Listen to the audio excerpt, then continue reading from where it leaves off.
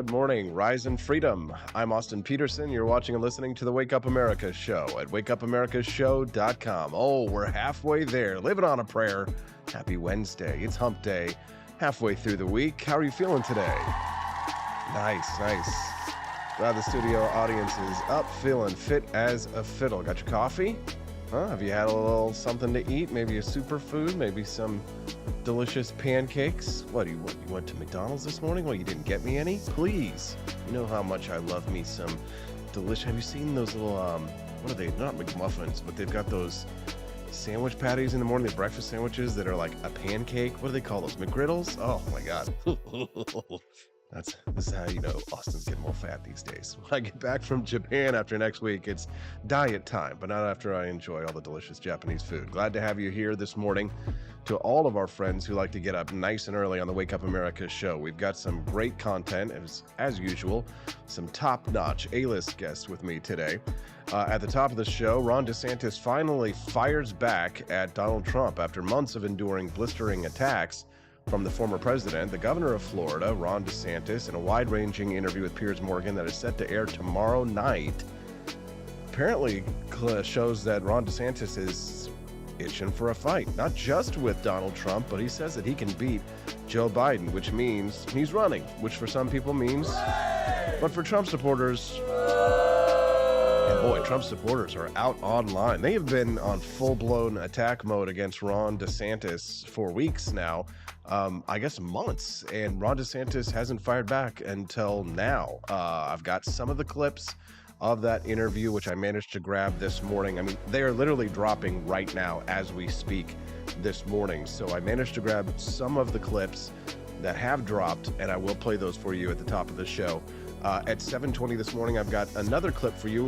Anthony Fauci actually admitting that he was wrong. What? Actually admitting that he was wrong. Wow. 2-3 years later, about time. Actually, more like 20, 30 years later, because for those who remember the AIDS crisis of the 1980s, there were a lot of people who felt, well, they were not big fans of his work from back in those days either. Of course, you know, we're not big fans of Anthony Fauci here. We think that he should probably be arrested for crimes against humanity. But we'll talk about that at 7:20 this morning. I've got a great clip to play for you, and we'll talk a little bit about what it was that he said that he was sorry for. What do you think it was? Send us a text at 573-319-1586. That's 573-319-1586. Good morning to our friends Rare Camellia, Elizabeth Press, Chris Morrill, Michael Nip, Matt Unruh, Caleb Vanderfelt, and Quest Fanning this morning. Nice to see you all over there. If you're watching us today live, I'd love it if you'd give us a like on the stream. Click like so that we can get out in more people's feeds. And of course, we're waiting for people to join us over on Rumble as well. Glad to see our Rumble fans watching us live, and we are happy to have you guys joining us as well. It's been nice to see everybody getting up early and joining us over there on Rumble. Okay, after we at 7:30 this morning, I'm going to have Jennifer Bukowski on the show. She hasn't been on in quite some time. Looking forward to having JB on. She's going to talk to us. She's a big Donald Trump fan, and I'm curious what she thinks about the new news that dropped yesterday of Ron DeSantis firing back at Donald Trump. Her being a big Trump fan, a DeSantis fan, where does she come down in the battle between the two titans? So we'll talk about that this morning at 7:30 when Jennifer Bukowski joins me. She'll be live via Zoom. At 7:51 this morning, I've got some video that I want to play for you, and I really am just curious to hear your opinions on this.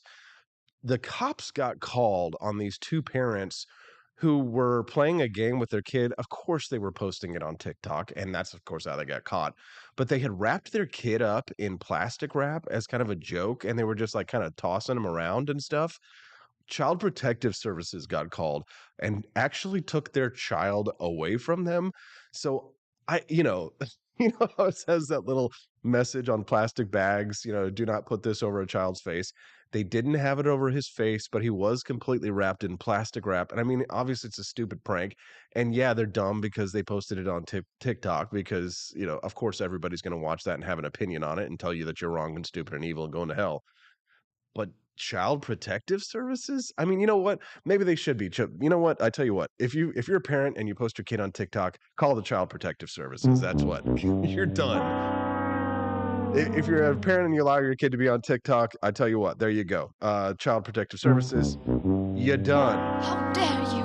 There you go. At 8 o'clock this morning, Judge Andrew Napolitano talk about bank runs in the past, bank runs in the future. You will be visited by the ghost of 3 bank runs: the ghost of bank run past, the ghost of bank runs today, and the ghost of bank runs tomorrow. We'll talk about that with Judge Andrew Napolitano and the unconstitutionality, the illegality, and the immorality of the hated Federal Reserve. We'll talk about that with Judge at 8 o'clock this morning. Should be good. At 8:23 today, I have a list for you. A list of what makes a sophisticated man. Yes, we know that you know how to wear shorts and how to wear cargo shorts and how to wear sweatpants. Hell, I'm wearing sweatpants right now. But we're going to talk about the 12 characteristics of an elegant and sophisticated man. Stephanie, my wife, has been freaking out because she realized that the dress code standards in Japan are nothing like they are here in the United States. And obviously, she's not the type of girl to walk around with her, butt hanging out the bottom of a skirt, or like to be walking around in yoga pants or something like that. She's not that kind of girl. But they're much more modest in Japan than they are here in the United States. And the men dress not just modestly, but a little bit nicer there in Japan too. So I'm not going to be able to get away with wearing Adidas pants like I am right now in the morning show. Or maybe I'm not wearing pants at all. Anyways, that wouldn't be very elegant or sophisticated of me. We'll talk about the qualities of an elegant and sophisticated man this morning at 8:23. It'll be a great show. And then at the end of the show, we'll talk about space, the final frontier. William Shatner turns 92 years old today. 92 years old. He still looks pretty good, actually. And he went to space last year, I think, on the Amazon's Blue Origin with the Amazon founder Jeff Bezos. Should be a great discussion. We'll talk about some of our favorite Star Trek episodes at the end of the show today, and of course, favorite Star Trek movies, right? Again, you can text the show today at 573-319-1586. That's 573-319-1586 if you'd like to join us this morning by sending us in a text. Again, we love to see our friends over on Rumble today. Nice to see you. Make sure you click like on that stream, and let's get this party started. Let's get it started in here. All right, big news. Ron DeSantis rips Trump's character and his chaotic leadership style. Yeah, I know. Remember when at the end of the Trump presidency in 2020, when he was leaving office, how he basically had no one around him. He was just isolated in the White House except for the My Pillow guy, Mike Lindell. And then like Mike Lindell left the White House and Trump was all alone in there. And Lindell had like this piece of paper, and these reporters had this zoom lens, and they saw that it was like they were talking about martial law. I was kind of like, the final days of the Trump administration were a tad chaotic, weren't they? Well, anyways, Florida Governor Ron DeSantis has finally taken the gloves off, and he's launched a blistering attack on his former mentor, yes, his mentor, former President Donald Trump. An exclusive and wide-ranging interview with Piers Morgan. He said that we should all stay tuned about his widely expected announcement that he's running for president, and he declared that he thinks he has what it takes to beat Joe Biden. Now, I did pull some of these clips this morning, and they are dropping hot. So all of these clips that I have right here are a little bit short, but these are the previews for what we should be able to see coming tomorrow night with his exclusive interview with Piers Morgan. Take a listen. You think you could beat Biden? I think so. So you're running then? No, I didn't say that. I just said I think I could. I mean, I think that's. I mean, if you look at Florida, who would be harder to beat, Biden or Donald Trump? I don't know. Those are two. Great question. Honestly, I got to give it to Piers Morgan. I know a lot of people hate the guy. Sorry that the clip is a little bit quiet, but I can't change anything about that. The great question there. Piers Morgan asks him, "Do you think you can beat Joe Biden?" He says, "Yes." "Do you think you can beat Donald Trump?" That's actually a little bit more of a difficult question, and I'll be fascinated to hear this full interview when it comes out tomorrow night. I do think that actually Donald Trump would be a tougher opponent than Joe Biden for him. I think Ron DeSantis wins versus Joe Biden. I don't know if he can beat Donald Trump, but then I think Donald Trump might lose to Joe Biden. I know, isn't that strange? That's just the reality of how our primary process works, right? Where it's like, I couldn't beat Josh Hawley in my Republican Senate primary nomination, right? But I probably could have beaten Claire McCaskill. Isn't that odd? Anyways, that's just how our primary system works. You got to face the big challenge sometimes before you face the smaller challenge. All right, let's continue on with this clips from this interview. Which is your favourite nickname that Trump's given you so far? Is it Ron the Sanctimonious or Meatball Ron? Well, I can't. I think even he Meatball went off Ron. Meatball Ron. But I can't. I don't know how to spell DeSanctimonious. I don't really know what it means, but I kind of like. It's long. It's got a lot of vowels. I mean, so we'd go with that. That's fine. You can call me whatever you want. I mean, just as long as you also call me a winner, because that's what we've been able to do in Florida is put a lot of points. Okay, well, not that cool. But Ron DeSanctimonious, I don't know. Does that really ring with you? I mean, it's kind of weak sauce, wouldn't you say? But in terms of the of what the meatball Ron, I mean, meatball Ron, that's actually kind of funny. So a lot of times it's like Yankee Doodle Dandy, right? Where the name Yankee was supposed to be a slight against Americans by the British soldiers. It's like, oh, you're a Yankee, right? Yankee Doodle Dandy, and it was like the song Yankee Doodle Dandy was sung by British soldiers to make fun of the American Revolutionary Patriots, but we took it as a badge of honor. I don't know. If I was Ron DeSantis, I'd grab Meatball Ron and run with it, because who doesn't love a delicious meatball sub from Jimmy John's, right? I don't know. Where do you get your meatball subs from? I don't know. Send us a text. 573-319-1586. That's 573 319-1586. We'd love to hear from you. I got to say, Meatball Ron, kind of funny. Probably, won't stick, but I like it. Let's continue. people have been quite kind of scathing. They've said you're house-trained Donald, you're Diet Coke to his full Coke, right? You've heard all this stuff. What are the differences between you? Well, I know I know him very well. Having now spent time with you, I could immediately identify a few differences. But what do you think are the differences?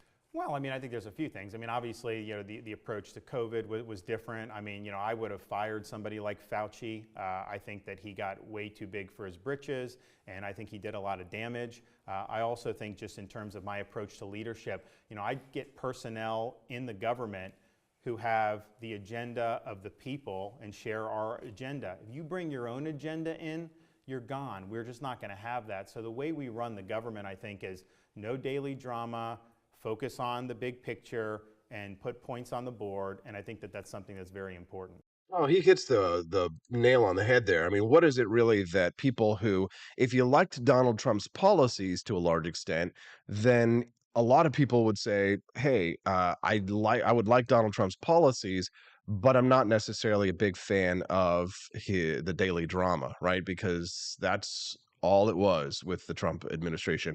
Every day was some new drama, right? Like it was some, like a daily like soap opera or something like that going on in the White House.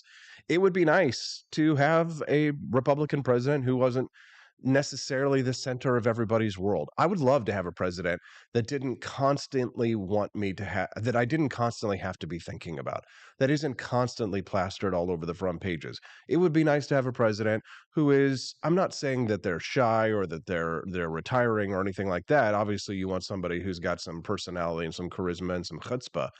But it would be nice if the president didn't feel like they needed to be the center of our world every single day, doing something to get on in the headlines.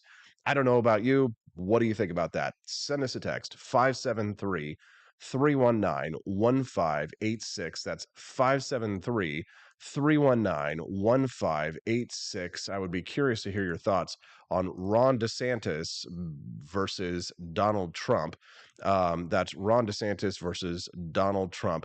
Looks like one of my buddies here from the 573 sent me a text that he got his Make Taxation Theft Again hat from AP for Liberty shop. How you doing, bro? Nice to see you. Looks good on you, man. Those trucker caps are really high quality.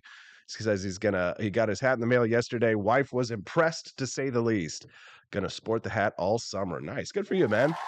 Glad you enjoyed it.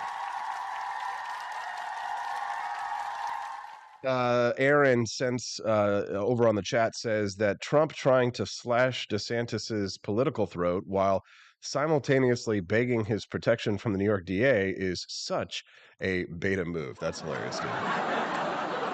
Nice to see you here. I saw we had somebody in here earlier complaining about me playing Piers Morgan clips, and it sounds like the Piers Morgan clips are really quiet today for whatever reason I'm seeing over there.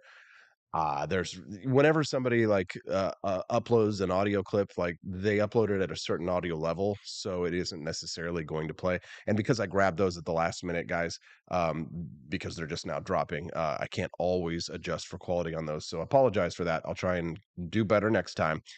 Grant says, "Go Team Reptilians." Yeah, he's over at the AP for Liberty shop. You know what everybody was talking about last night? Just a brief little aside, but did you see this new shirt that I dropped last night? It has nothing to do with liberty. I have no idea why I made this shirt, but I thought it was hilarious. Speaking of 1970s, check it out. There we go. Let's put a little 1970s music on. Man, I miss the 70s. You know what it was? I found this Pepe the Frog, and he's like a 1970s Pepe, and he's got like a leisure suit on, and he's got the big 70 bushy mustache, and he's got the sideburns and the hair, and he looked really sad. And I was like, it just looks like he's feeling like, man, I miss the 70s. And so I was like, let's go make a shirt that says, man, I miss the 70s, with that kind of like a Steppenwolf album cover kind of thing, and a Pepe. And then let's go get an old grandma and in the shirt and see what people react to it. So now everybody's over on my Twitter arguing about whether the 70s were better, the 90s were better. I don't know. Whenever I hear about the 70s, it's about how expensive gas was. Very funny, Graham. Anyways, I just thought it was funny. Probably won't sell a single one, but you know what? There it is. apforlibertyshop.com if you want a shirt. I'd like to see millennials wearing that as kind of like ironic. One of our listeners texted in this morning and says that it depends on why the president is making the news. If I was president, I'd stop the BS proxy wars. Amen. And the Fed, oh hell yeah, and the FBI and the ATF. I'd also get rid of the income tax, so that'd be newsworthy. You know what, brother? I'm absolutely with you, but I don't think the deep state would allow that. They hear you saying that, they're like, "Oh God! they're going to turn you like John F. Kennedy. They're going to take you down the street to Dealey Plaza and give you the you-know-what and the you-know-where. One of our listeners texted in, too, and says that as much as I'd like DeSantis to win the nomination, I fear Trump will wipe the floor with him. Well, that's an interesting point of view on that one. What do you think? You can also text in, too, with your thoughts at 573-319-1586. That's 573-319-1586. And speaking of Donald Trump, it turns out Donald Trump will not be arraigned this week.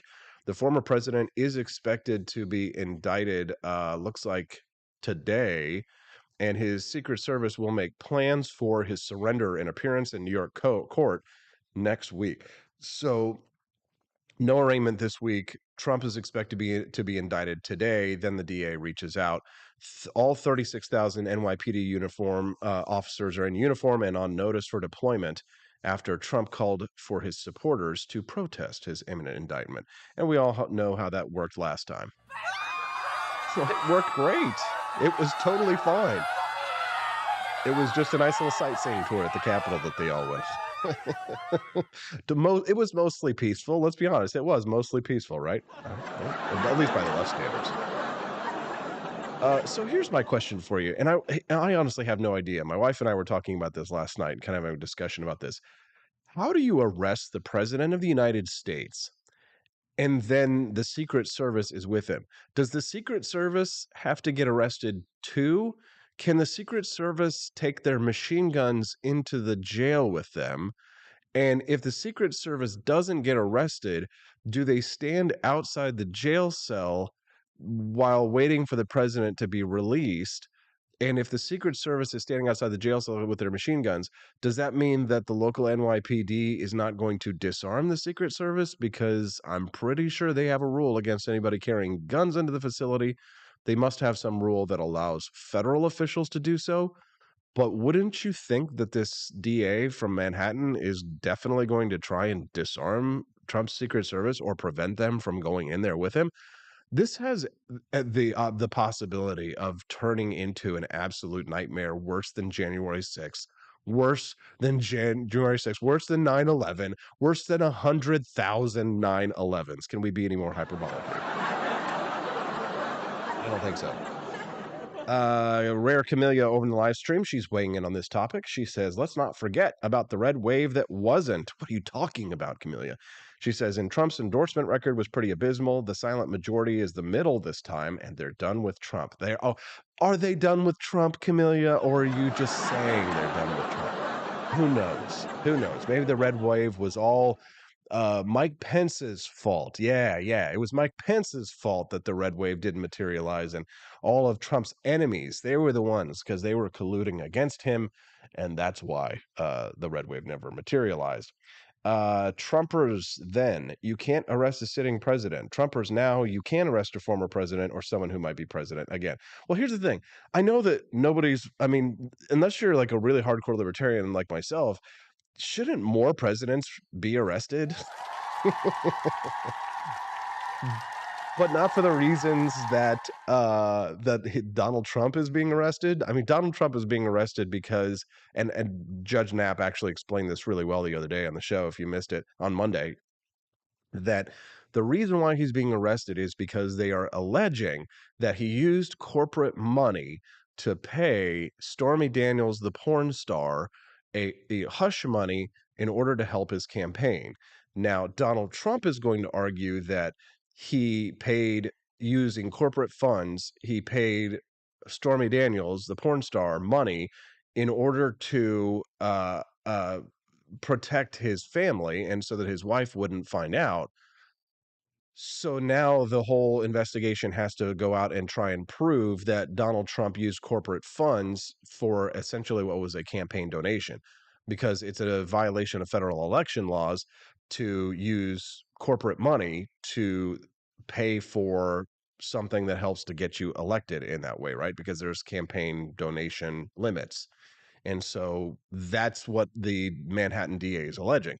Now, Donald Trump just has to prove that he did it because he didn't want Melania to find out, right? And all of this stuff is just so convoluted and disgusting. But I do have to say that I thought Ron DeSantis's response to all of this, I thought was actually pretty classy, other than at least what he said in the Piers Morgan interview, which in my mind doesn't seem to be, it's not really like the broadside. He's not really stooping low to the president's level to attack him in the same way that Trump is attacking him. I mean, calling him Meatball Ron and Ron, Tiny D and Ron DeSantis and all this.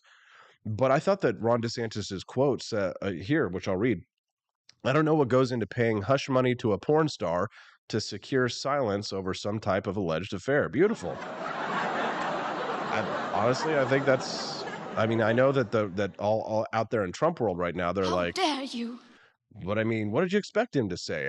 When you're getting attacked day after day after day after day, eventually you're going to fire back. And I thought that DeSantis's firing back there was, I don't know, spot on. What do you think? Let's hear from you. You can text us in with your opinion on this one at 573-319-1586. That's 573-319-1586. One listener texted in today and says, if Trump is in custody, they'll habeas the corpus. The arresting authority is immediately in charge of his safety instead of Secret Service. Oh, that's interesting. Thanks for sending that in. Another listener texted in last night, said, I'm sorry I keep dropping her name. This might be my buddy Matt. But Isabel Brown is a must-get guest. She was on whatever last night and owned that room. Okay, well, I'll have to check that video out. Thanks for sending that over, Matt. I will watch that, and maybe I will bring her on if I thought it was good enough content for you guys to share.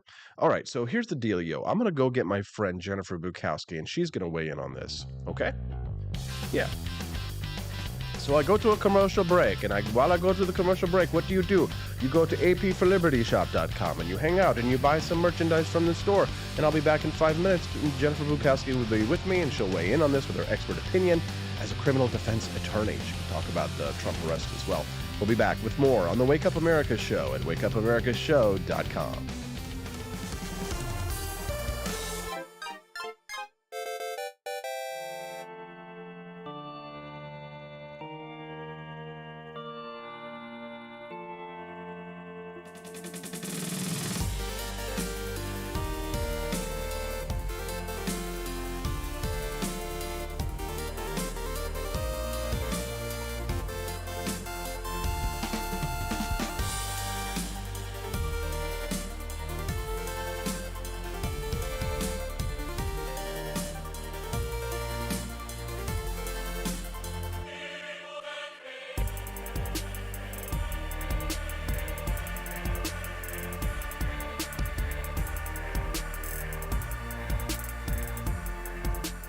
I like shooting things, but whenever I can't shoot something, I like to cut things. My life isn't all about shooting and stabbing and cutting, though. Sometimes I have to do actual work, but when I work, I still like to have fun.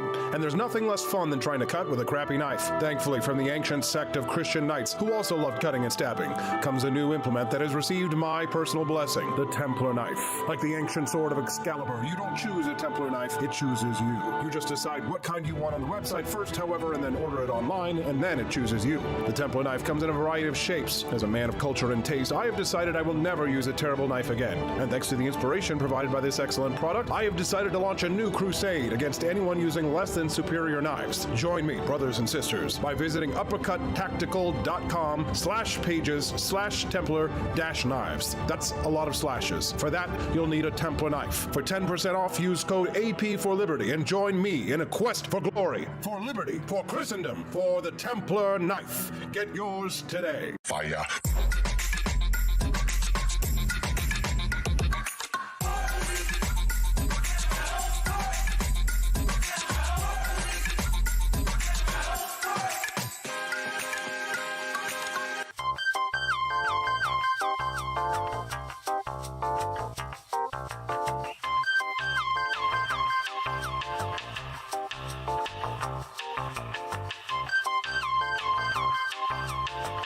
Hello, this is Barack Obama, and let me tell you why Austin Peterson stinks, and you should never pay attention to anything that he has to say. First of all, he's a libertarian, and we all know libertarians are idiots. They don't realize how important government is to everything that we do. I recently became aware that Austin has opened up a libertarian shop at apforlibertyshop.com. Now, I'm asking you as a personal favor to me that you never ever visit apforlibertyshop.com. With all of the great Liberty merchandise there, the last thing that we need to do is to get people spreading this message around the country, because then they might start thinking that they don't need government. And that's the last thing that good Democrats like us want. So if you love democracy, like me, and hate freedom, then don't visit AP for Liberty Shop. Like I said, whatever you do, do not visit apforlibertyshop.com. I'm Barack Obama, and I approve this message.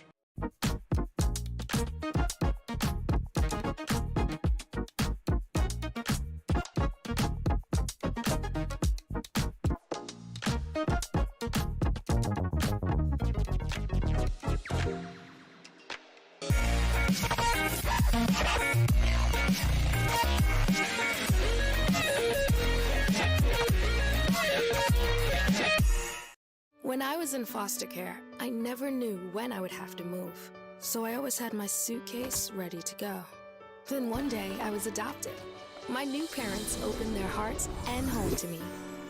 My parents cooked my favorite breakfast for me every Good morning, Rise and Freedom. I'm Austin Peterson. You're watching and listening to the Wake Up America show at wakeupamericashow.com. Happy Wednesday. Thanks so much for tuning in. How are y'all feeling today?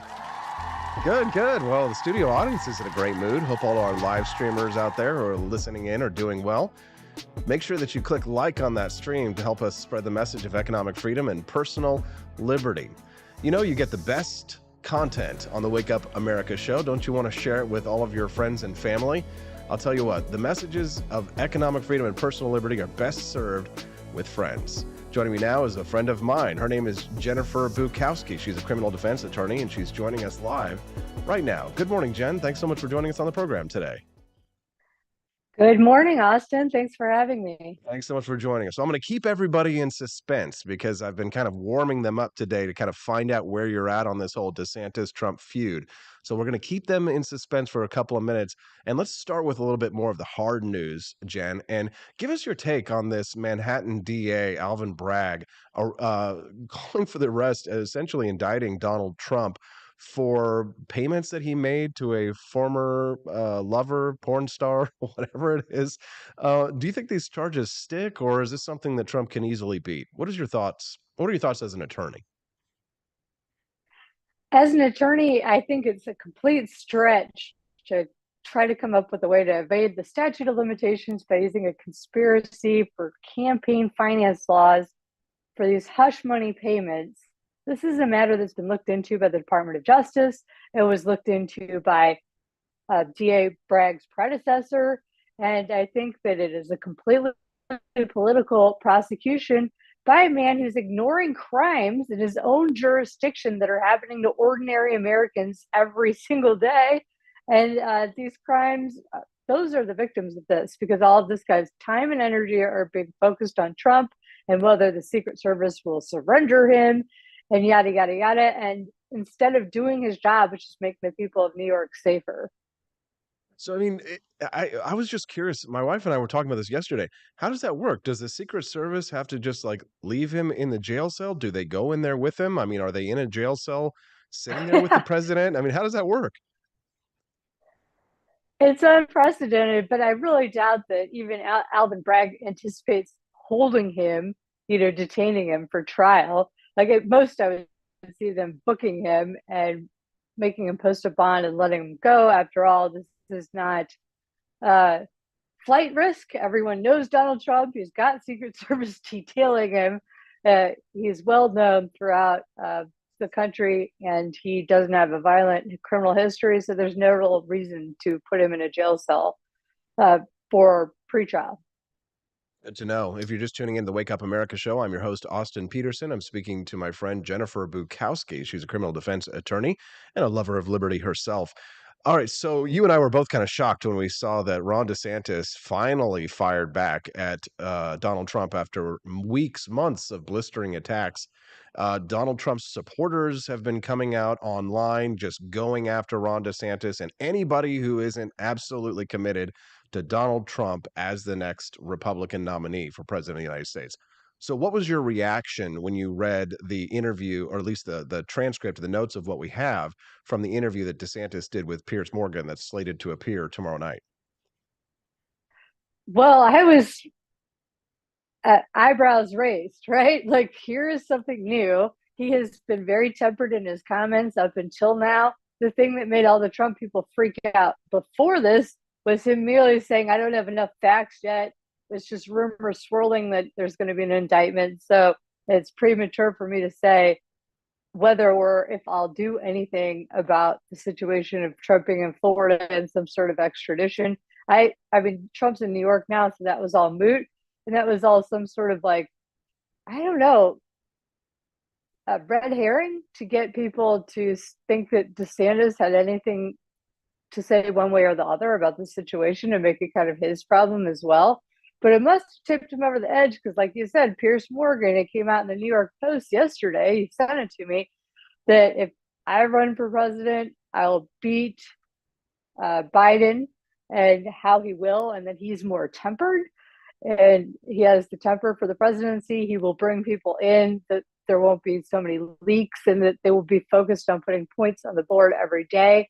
They're teasing a very strong 2-hour-long interview that's going to be edited and aired on Fox Nation tomorrow night. And I don't tune into Fox Nation a whole lot, but every now and then they get something that makes me open that app and check out what's going on. And so this is one of those things for sure. For sure. I might actually subscribe just so that I can see it here. Jen, We could have a watch party. yeah, no kidding.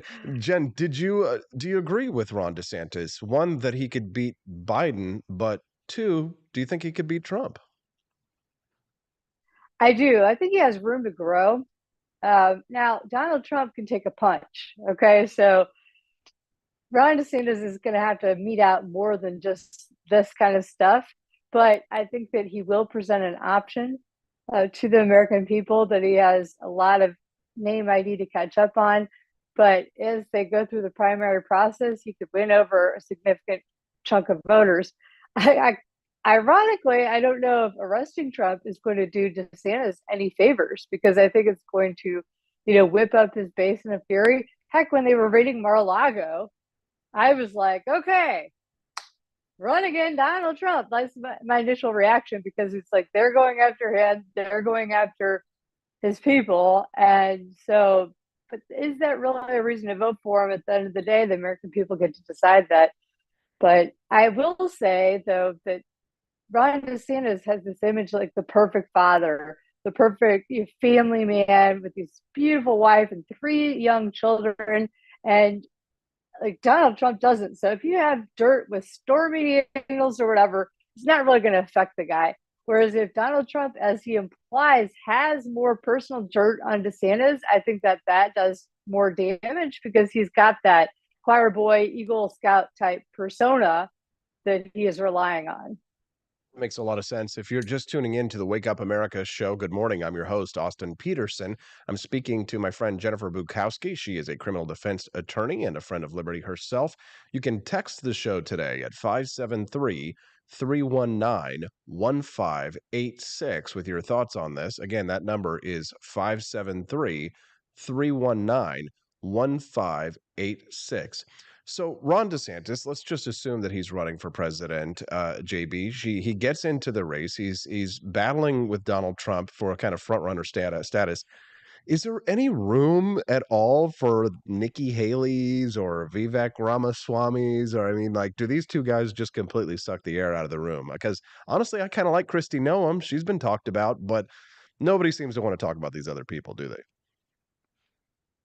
Yeah, but I have the ability to realize, like, back at this point in the cycle in 16, 15, no one was predicting Trump would be able to run that gauntlet and beat all the other contenders. No one was seeing him as a real candidate, except, very few people were anyways. And so I think it's hard to say how everything will unfold. There'll be surprises. There's a lot of luck in politics. I think Vivek Ramaswamy, he was here in Missouri for our annual Missouri chapters conference for the Federalist Society last year. So I've been keeping my eye on him for a while. I've read his book. I don't think he has a chance. I think it could end up in a cabinet, but I think he'll add a lot to the conversation. And same with Nikki Haley. She's a little bit of a warmonger for me, but I'm glad that she's there and she's articulate and she's bringing a lot to the conversation. I've heard rumors of like Asa Hutchinson, the former governor of Arkansas. He's going to get in. So there might be a lot of other different people in this race before it's all said and done. Pence, obviously. So I think these two right now are great. Is supposedly going to win now, but a lot could change between then and now, including the fact that, Trump is 76 years old. He's got vigor now. He's got the mental acuity now, unlike Biden, by the way. But that could change, and people might see that change. And if he loses that energy, then it just won't be the same Trump, and people won't come out for him. God forbid that happens, but anything can happen in politics, and we're all human. Yeah. Now, you made the statement in regards to Ukraine. That has been kind of one of the sticking points there for Ron DeSantis recently. He was getting attacked by some of the hawks in the party because he made a statement that said that he thought that the war in Ukraine was essentially a territorial dispute between Russia and Ukraine, essentially having a little bit more of a dovish position on this one. Do you think that sort of the doves in the Republican Party have more sway now than they have in a long time? Because, coming from the Liberty wing of the GOP, I'm with you. I think that we need to be less involved overseas, and we don't need to, just casually be involved in every struggle around the world or be the policeman of the world. Do you think that Ron DeSantis picked the right side on this one, or do you think that the Hawks still have a lot of power in the GOP? I 100% think that he picked the right side on this one, and he's picking the side that Donald Trump seems to be picking on this one too. Donald Trump's the only president we've had in how long that hasn't started a war, during his presidency. And Hillary never saw a war she didn't like. The Democrats seem to be the party of the warmongers more so than the GOP when we have frontrunners like DeSantis and Trump. For sure. And it to me, I think that it definitely shows that the influence of the doves is on the rise in the Republican Party. The Democrats have always been the party of war. It's only been in recent memory, in recent decades, that the Republicans have had a much stronger warmongering influence.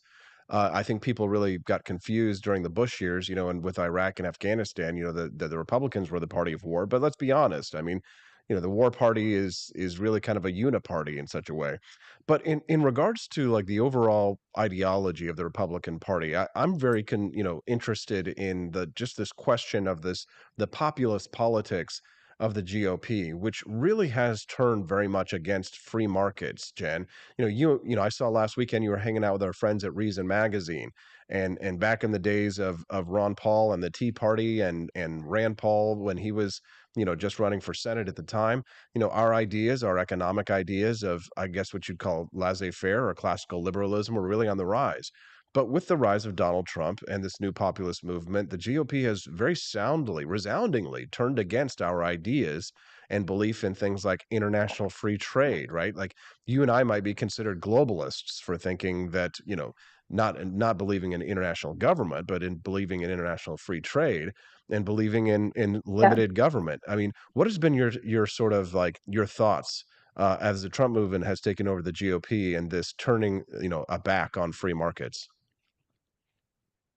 I I think it's a concern when you see our Senator Josh Hawley, some of his proposals, this new populism movement that is definitely gaining a foothold in our party. But I also will admit that I don't know enough about international trade and national security to know where that perfect balance is, because we do have some vulnerabilities. We do need to make chips in our country. We need to be having rare earth minerals mined once again in our country. We need to be making pharmaceuticals in our country.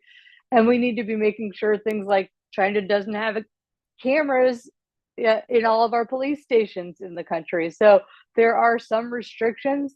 I don't know what to feel about TikTok. Should we be more like China where we're banning social media platforms? But then again, is it true that they're using this app to spy on all Americans? So these are not clear black and white questions for me. It's so simple to say, well, free trade has lifted all these people out of poverty. It's been a miracle for our species. And yes, it's a wonderful, wonderful thing. But when you have two rising hegemons, that needs to be taken into consideration, like the self-preservation. Yeah, the national security question is one I think, that we could have a discussion on. But in regards to the question of, making chips here, rare earth minerals, mining here, the problem there is that you and I both know free markets is the answer to that. But again, the populists of the party would say, wait a minute, no, we have to protect American workers from immigrant labor here in the United States. We have to have a high minimum wage for the American worker, which means that there's no way we can't manufacture chips here, JB, because we can't afford to do so because we don't have free markets. You know what I mean? Now, without corporate cronyism subsidization, that's one way that you could have it. Mm-hmm. Also, like China got looped in as like a third world country status. And so that's why it's still economical for them to mine those rare earth minerals, where it just is not economical for anyone in this country, even though we have them to actually dig them up and process them. Okay, I didn't know we actually had we need rare to earth change some minerals. policies. Oh Yeah. yeah, but we just don't mine them because of all the economic regulations and the treaties that we've signed with regard to that. It's this overlapping series of regulations and big government that makes it impossible for us to be able to do the kinds of things that need to be done to protect our national security. Free markets is the answer, but it just seems like people what we hear from people is, well, we don't have freedom, so we can't have freedom. I still think that it's wise for us to defend what is right and what is good and what is true, even if it may necessarily be What unfeasible at this moment. What do you think of TikTok, though? Like, what if this is a device that could potentially lead to China spying on everyone this whole time, having cameras and microphones everywhere in our country? Is that something that one should consider getting rid of as an app? Well, I think that unfortunately, I think that you can never really ban something like TikTok, even if you wanted to. Well, maybe fortunately, you could never really ban something like TikTok just because the ability for the technology to get around a lot of those attempts to ban it, what you do is you create essentially a black market, like what happens in China, right? And then what are you going to do how are you going to punish people who actually use it for, engaging in something that's entirely nonviolent? Right? Are we going to do we want to give the government the power to create a great firewall like they do with China and to be able to control information such as it is? I think that the dangers have to be balanced, right? So if you're but we're not having a conversation about the actual danger that's imposed by our own government and giving it the authority to ban something like that.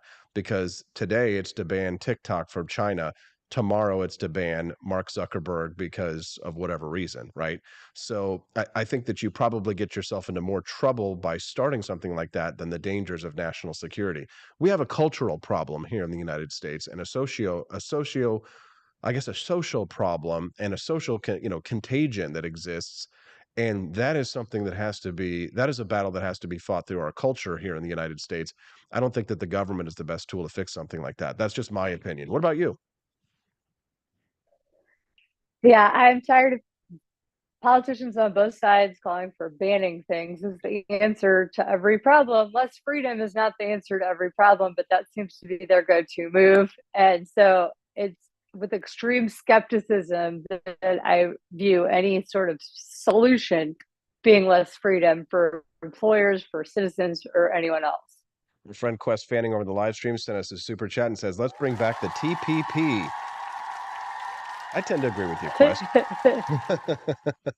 Jennifer. Oh my God, I haven't thought of that in a while, and I don't know if I understood it completely at the time. What was that? 4, 5 years ago? That was right. That was the big agreement for all of the Asian countries in the United States to kind of go around. Yeah. That was our way to get around China, but I think Trump was a little confused about it. He thought it was a deal with China. All right, so here's the thing. I'm curious, what have you been up to, Jennifer? Like, our listeners are just, we haven't heard from you in a while. What have you been doing these days? I've been doing a lot of travels. I did CPAC and Reason Weekend the last few weeks. And I'll say this about like the state of the Republican Party. As a donor, as an activist, as someone that gets deployed through the RNLA to battleground states as an attorney, it's an interesting time to be a Republican. I'm girding my loins for a very ugly primary right now. I was invited to the Club for Growth thing, which was scheduled contemporaneously with CPAC. And I looked at my calendar. I'm like, well, this is new.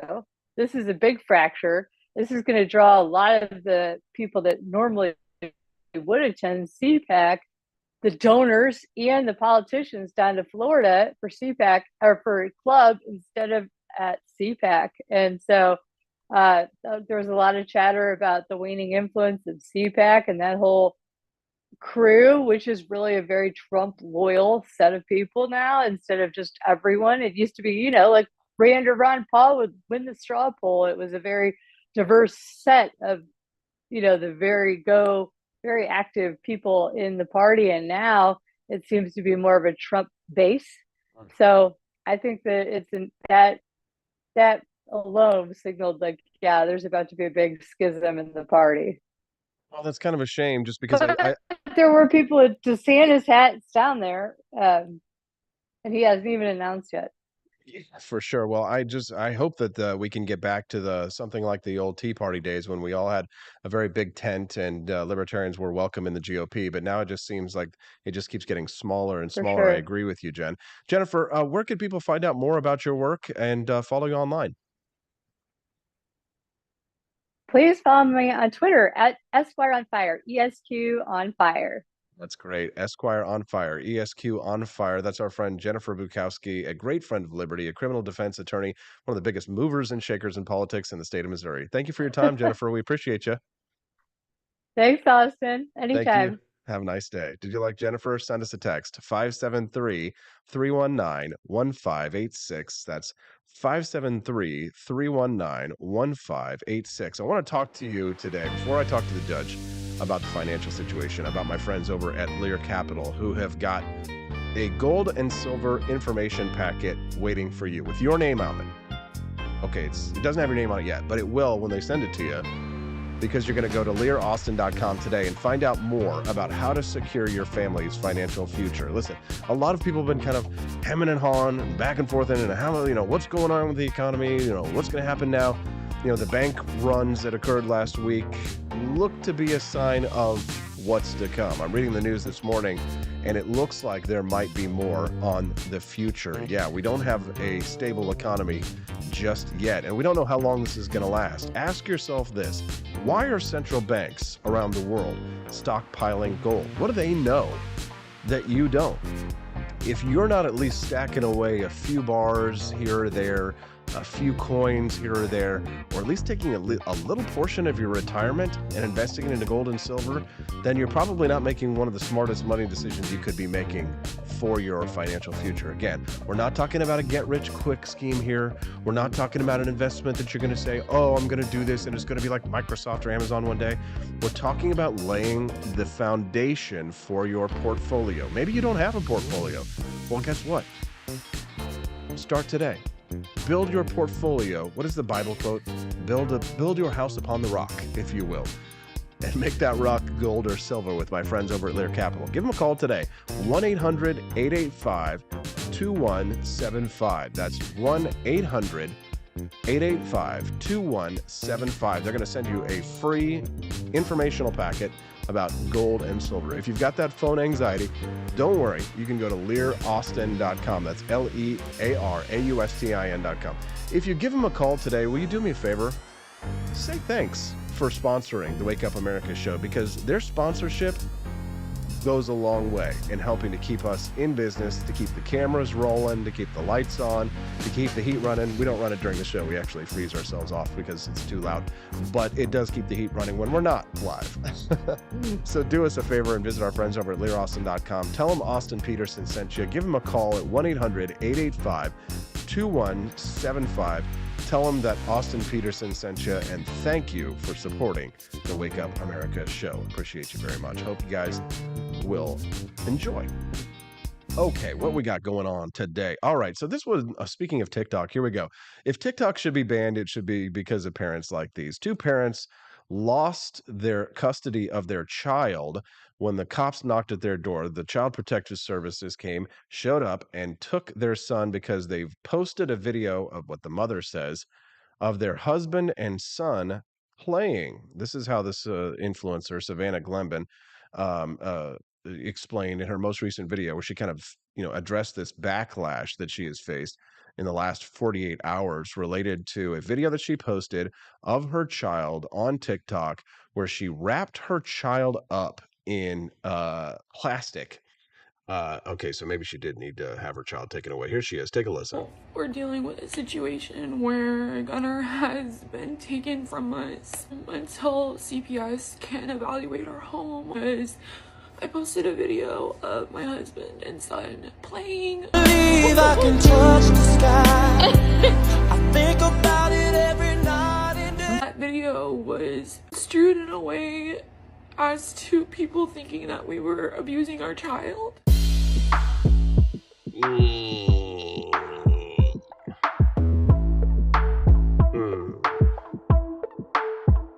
She's got 1.1 million followers on TikTok.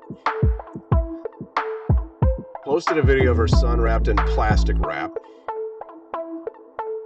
She says her son was laughing and having fun.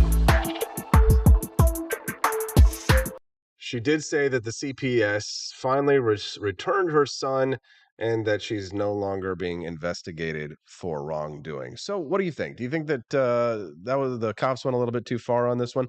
Wrapping up your child in plastic wrap, is that appropriate for parents to be doing that kind of behavior? I don't know. What you think? What do you think? Send us a text at 573-319-1586.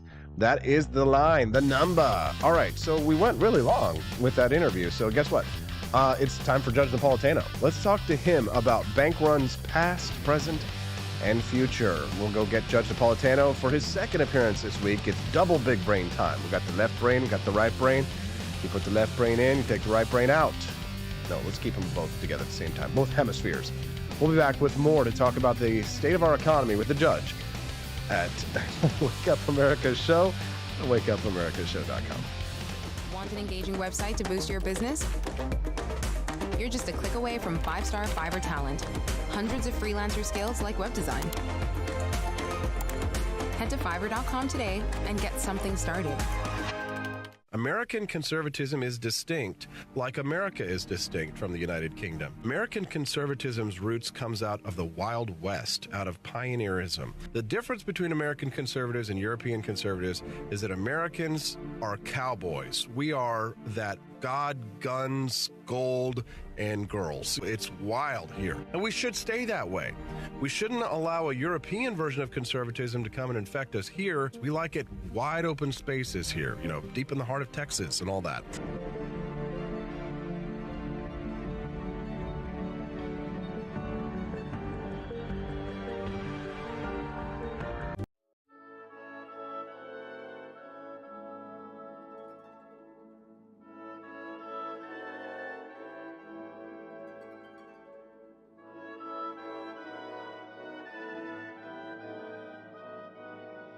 Hey there, it's your favorite Vice President Joe Biden. I wanted to talk to you today about the Wake Up America show, the best source for all your political news and commentary. But before I get started, let me just make sure I have all my notes in order. Okay, where was I? All right, the Wake Up America show. It's a great way to stay informed and make your voice heard. Boy, what was I saying again? Oh, right. The Wake Up America show. It's important that we all stay engaged and knowledgeable about what's going on in our country and, the thing. But hold on, where was I going with all this? Oh, yeah. The Wake Up America show. It's a fantastic resource. And if you really want to make a difference, man, you can sign up to be a monthly donor at wakeupAmericaShow.com/support. Now, where was I? Oh, that's right, the Wake Up America show. So if you want to stay woke and support a great cause, head on over to wakeupAmericaShow.com/support and sign up to be a monthly donor today. And if you're feeling generous, you can even give a donation in my name. Thanks for listening, and keep on keeping on, America. Come on, man.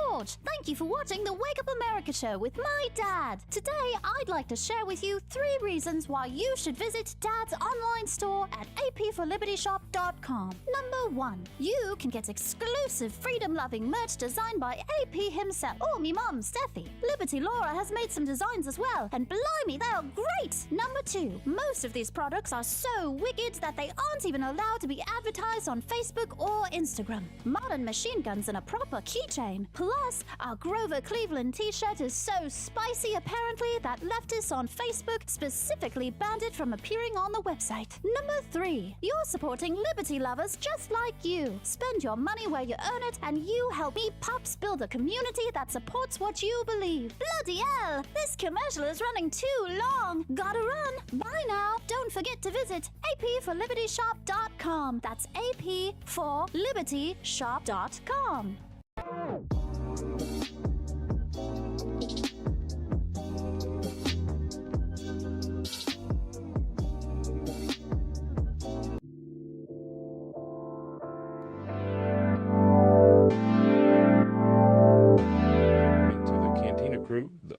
This is Elon Musk, the CEO of Twitter, and I just want to say thank you for watching the Wake Up America show.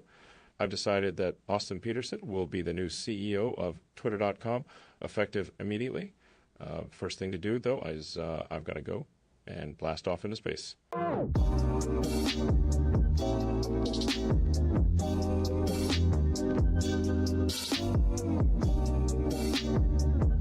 there wasn't going to be somebody who was a fiery champion of liberty, somebody who would get out there and who would be aggressive, and if they wouldn't do it with more fire or passion than I had, then I would go and I would fight this battle for us. I've fought for the principles that we all share. Parties tend to be secondary to me. We're here because we believe in the principles of liberty. I am not a perfect messenger, but I think I'm a damn good one. This is a replica of our first president's flintlock pistol. You have my full support, my respect, and my gun.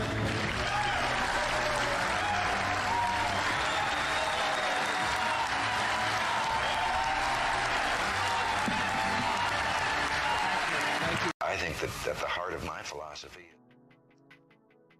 Good morning, Rise and Freedom. I'm Austin Peterson. You're watching and listening to the Wake Up America show at wakeupAmericaShow.com. How are you feeling bright and early today? Good, good. Bright-eyed and bushy-tailed. Glad to have you here. Well, I've got some bad news for you. You will be visited by 3 ghosts. The ghost of bank runs past, the ghost of bank runs present, and the ghost of bank runs future. Joining us now to discuss is old Bob Marley. To tell you more, he's Judge Andrew Napolitano for his second appearance this week. Good morning, Judge. How are you today?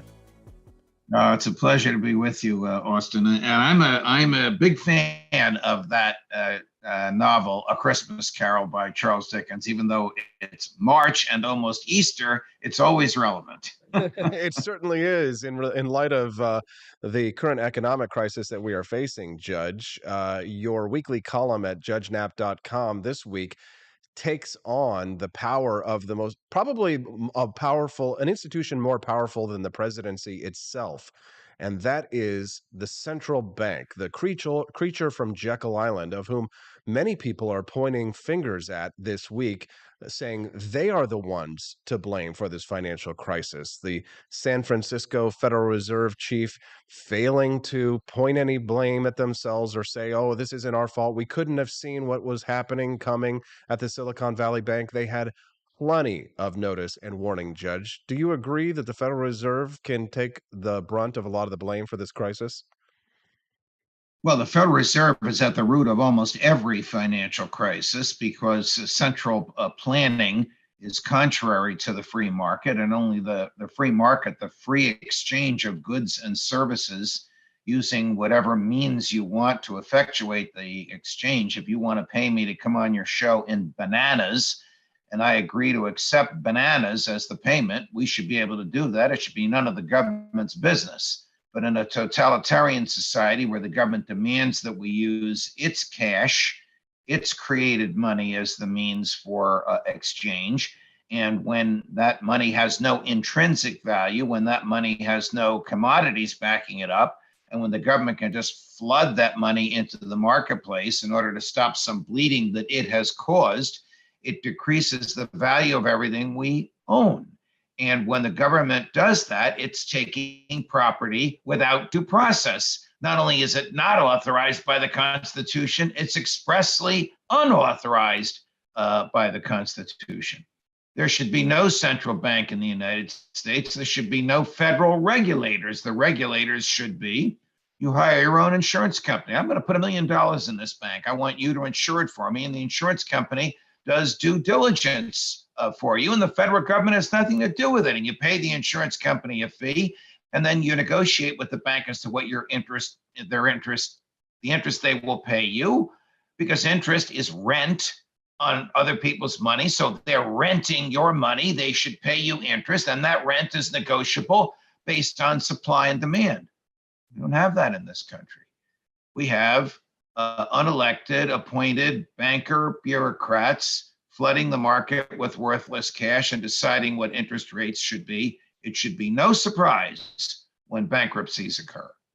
No surprise at all. Our friend Camelia Peterson, who is over in the live stream this morning, just texted, said, and the Fed. She coincidentally has a license plate, Judge, here in Missouri that says and Fed on it. And she noticed that she gets pulled over quite a bit more often by police officers, thanks to that license plate. God, do the cops even know what that means? They probably think it's some kind of statement on the federal government or something like that, but who knows? If you're just tuning into the Wake Up America show, I'm Austin Peterson. I'm speaking to my good friend, Judge Andrew Napolitano. Judge, what is the thrust of your column at Judge Knapp this week? Exactly the argument that I just made, that the Federal Reserve has caused the inflation from which we're all suffering now by creating money out of thin air. You know, in the Woodrow Wilson era, excuse me for using foul language on your show, but in that era, they literally printed money and literally brought it over in a wheelbarrow to the Treasury. Today, they don't print that kind of cash. They will just add zeros, for example, to Chase's account, JP Morgan Chase, the largest bank in the country. They'll just add zeros to Chase's account and say, well, you know, we just added $100 billion to your account. Now go and lend that money to this bank that's failing so that they can spend it.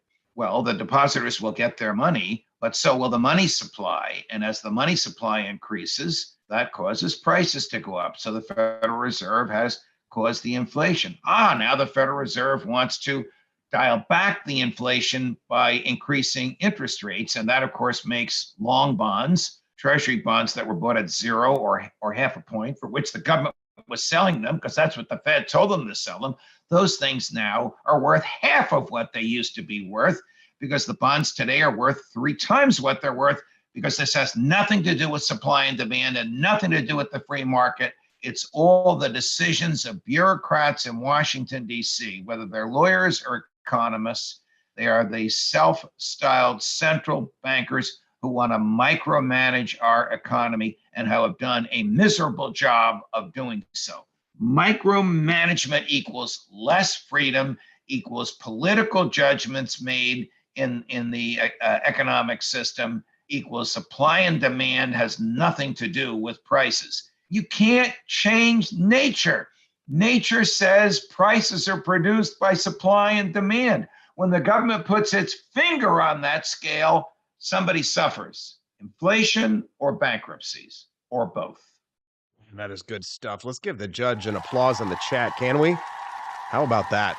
Oh, you love it. And I tell you what, because this is such an intellectual feast, Judge, and I know that you're never afraid of getting into even the weeds on this, because we're about to take if we thought this was big brain time, we're about to double the big brain time. I'm going to get into the nitty gritty here and have a discussion with you about libertarian economic theories.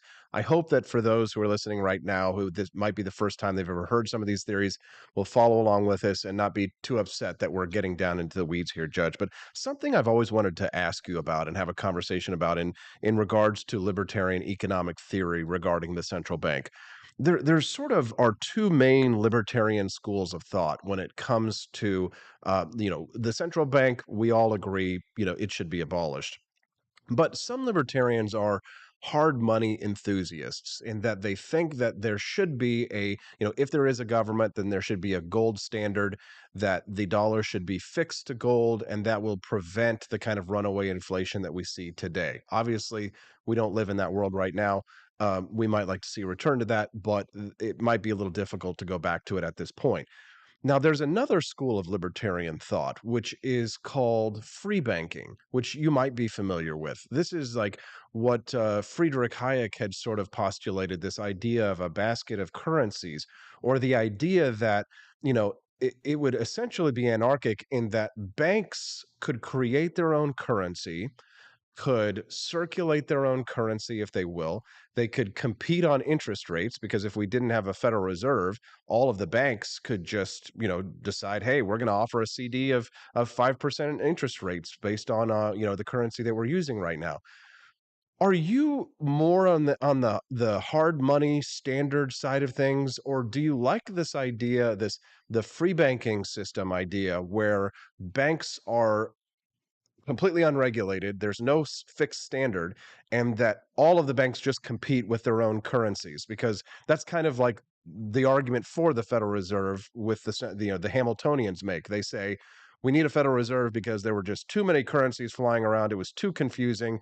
And honestly, I'm bad at math myself, Judge. It might be a little confusing for me. I'm trying to figure out the exchange rate for just Japanese yen. So I mean, imagine if every bank had its own currency. Where do you stand on this one? How do you feel about the gold standard versus free banking? Well, I wish there were a way to combine both. I mean, the value, and I'll give you a clear answer on this after I finish articulating this. The gold standard, of course, prevents the government from printing cash. It doesn't. If the government wants to print cash, it would have to do what FDR did, which is confiscate the gold. Now, that, in my view, is not only unconstitutional, it's criminal, but they did do that in that era. One of the first things he did when he became president was to sign an executive order confiscating gold until one of his aides said, you're the president, you're not the Congress. So, okay, we'll get the Congress to do it. So Congress confiscated gold, forced you to sell it to the government at $25 an ounce, and then the government sold it to the Federal Reserve at $35 an ounce. The government made money. The Federal Reserve had gold to back the new cash it wanted to print, and it allowed FDR to continue micromanaging the economy. So I would clearly prefer the Friedrich Hayek Ludwig von Mises. Like I said, we could use bananas as a means of exchange if we want. That would be absurd because they have a shelf life, but we ought to be able to use free choices, whatever means of exchange works best for us. And the banks ought to be able to compete with each other for our business. So if Chase's scrip is more valuable than Citibank's scrip, I will pay to have Chase's scrip. If Chase offers me more interest on my deposits than Wells Fargo does, I'm going to go to Chase. But where everything is controlled by the feds, it doesn't matter where you go. There is no competition, and you have these failures. So I'm in the Ayn Rand field here. I believe in zero, Z-E-R-O, economic regulation, because you're right to engage in what the Supreme Court called commercial intercourse is a personal, natural right that cannot be interfered with or regulated by the government absent due process, meaning a trial at which the government proves fault. Very difficult for the government to do that in my world. Yeah, no, I agree with you, Judge. Probably one of the least understood concepts and least taught concepts is the history of money in the United States. Most people do not know how money came to be. They think that it was a fiat, that they believe that money was created by a central government and always issued by a government or a government bank. But the reality is that money arose as a means of exchange voluntarily amongst groups of people who wished to have a store of value, and they decided on gold and silver as well because it was something that was easily fungible. It could easily be transported. It could be easily divisible, and these qualities of money. Most people could, I mean, people probably couldn't tell you, most people think that Judge Judy's on the Supreme Court, right? So they're not going to be able to explain to you what money is. But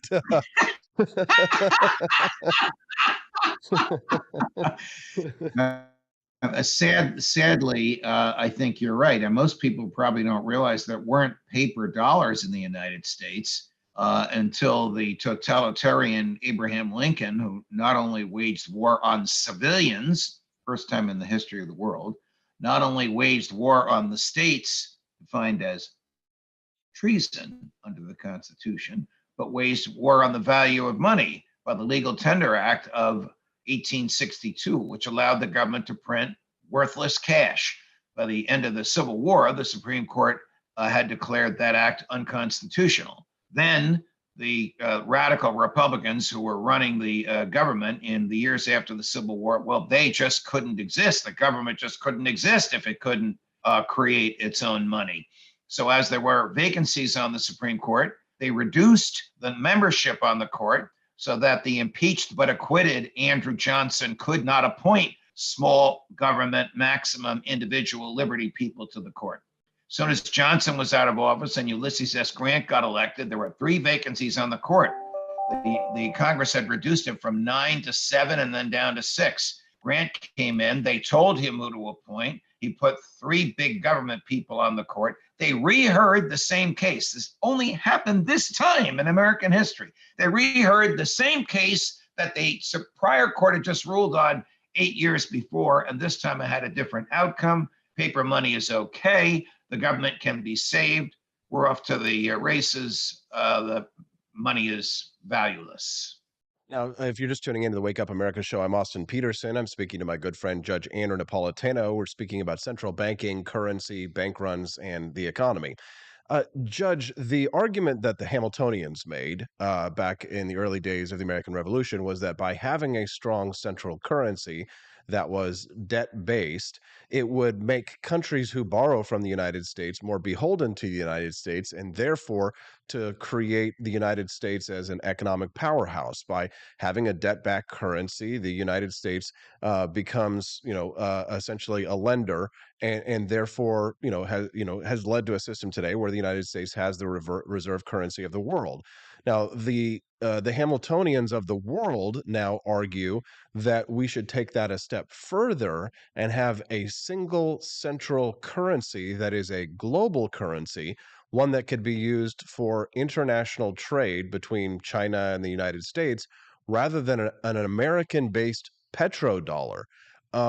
Would it be superior for us to have a unified one world currency versus the American petrodollar that we have right now as the base current reserve currency? What is your thoughts? Well, they're actually not showing their hand. They really want to go 2 more steps. They want the universal, we'll call it dollar, it wouldn't be called a dollar. They want the universal dollar or the universal currency, and they want it to be digital so that they will be able to control what your bank account is worth and how much you spend. Literally, how much you spend at a grocery store when you go to buy vegetables and cheese and meat and maybe newspapers, how much you spend at the gas station, and what the value of your savings and assets are. That, of course, would be profoundly unconstitutional, utterly reprehensible, and in defiance of your natural right to engage in commercial intercourse as you see fit.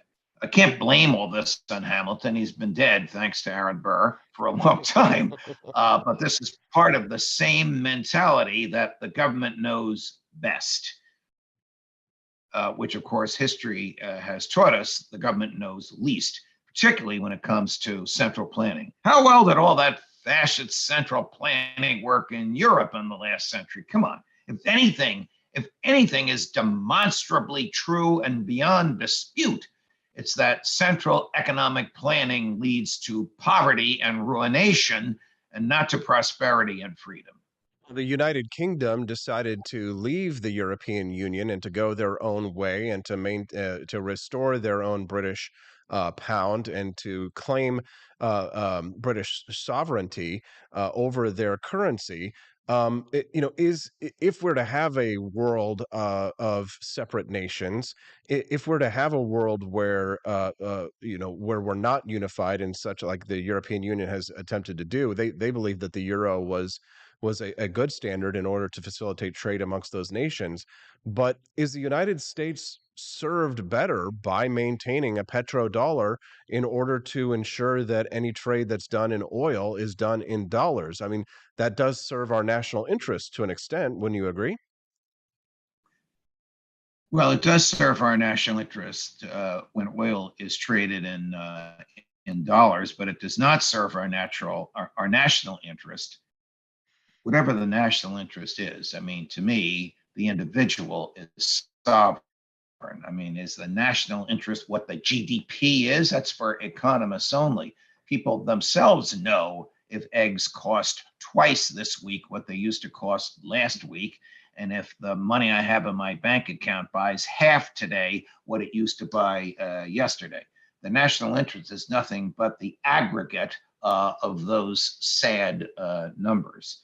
What I want is for individuals to be able to be prosperous by the exercise of free choices and by protecting themselves, not by relying on the government to protect themselves. So I put $300,000 in a bank, and my financial advisor says, well, you're only insured up to $250,000. Oh, don't worry about it. The government will take care of me. I don't have to be responsible. They just bailed out all those people at this bank in San Francisco that none of us ever heard of. How does the government decide who to bail out? How did they decide to bail out the depositors and not the investors? The government goes where the votes are. There's no right or wrong to it at all.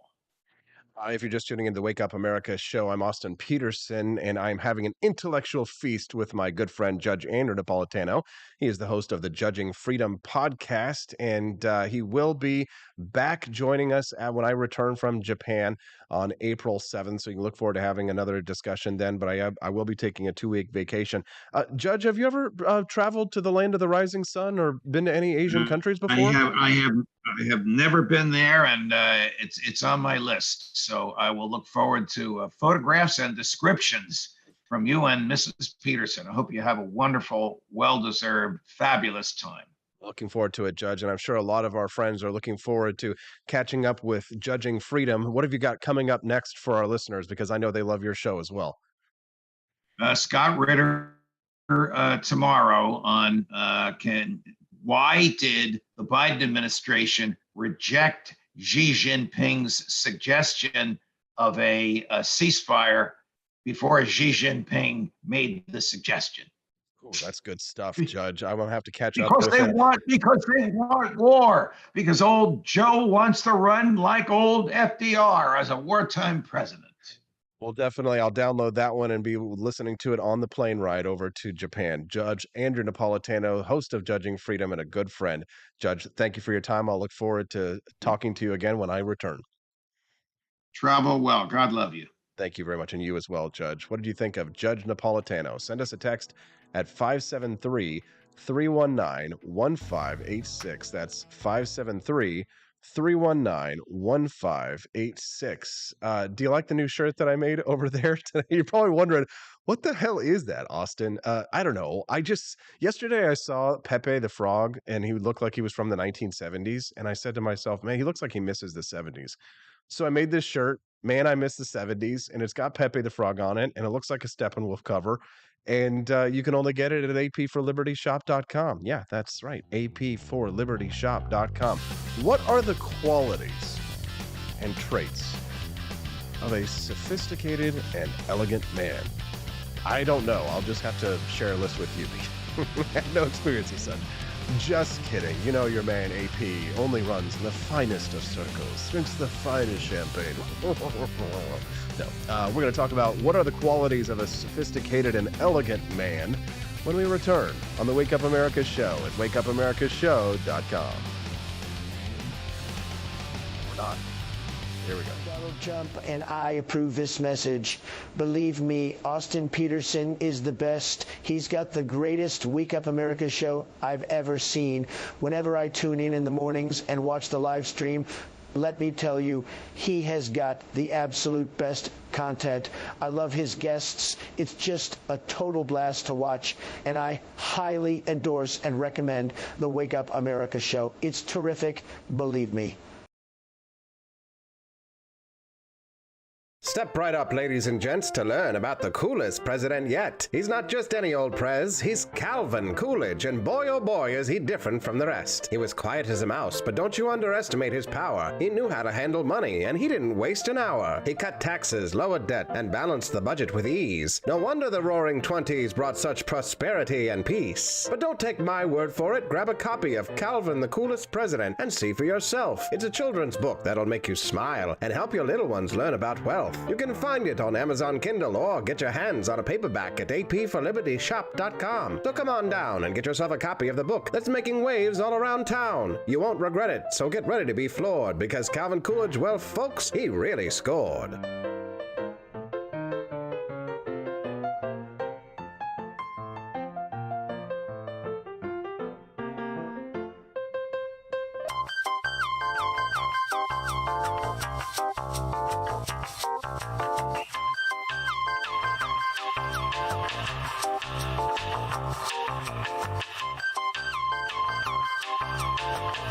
I'm a public defender. I am a public defender. I'm proud to be a public defender. 80% of Americans accused of a crime will get appointed a public defender. Everybody from a speeding ticket to capital murder. For every dollar we spend on public defenders, we spend $3 on prosecutors. Public defenders have to do pretty much everything on their own. Social workers, counselors. Investigating is another piece of it. The average public defender holds 300 cases annually. You never feel like there's enough time. Public defenders have health issues all the time. A lot of people give up and say, I can't do this work anymore. Gideon's Promise trains, mentors, and supports public defenders. There are a lot of people who say that they would not still be public defenders, but for Gideon's Promise. It's fueled me to continue on in this fight. Gideon's Promise has changed the face of public defense. People see us as troublemakers. Good trouble only. We don't make it easy. It should not be easy to take away someone's liberty.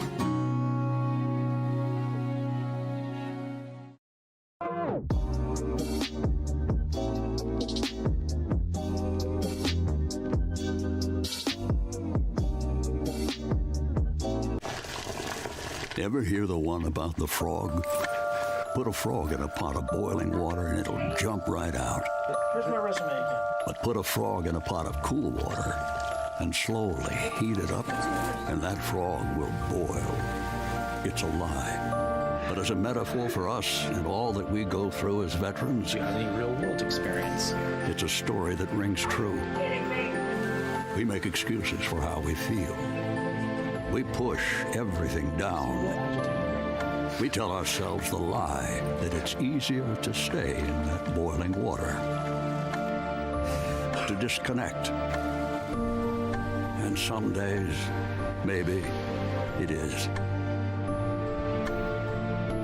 But you've never been interested in easy. Make no mistake, reaching out is hard. Do it anyway. You're not alone. You've got this. You are not a frog. Find resources at va.gov/reach.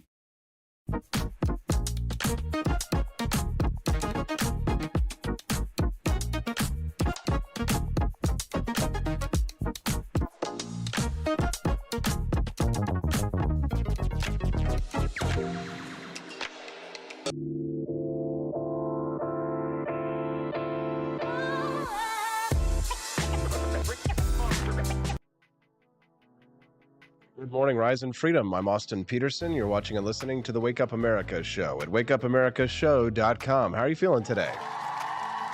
Good, good. Glad to hear that. You can text us today and tell us exactly how you're feeling at 573-319-1586. That's 573-319-1586. We'd love to hear from you this morning on what's going on. Nice to see you, Todd, in Minnesota today. How are you doing?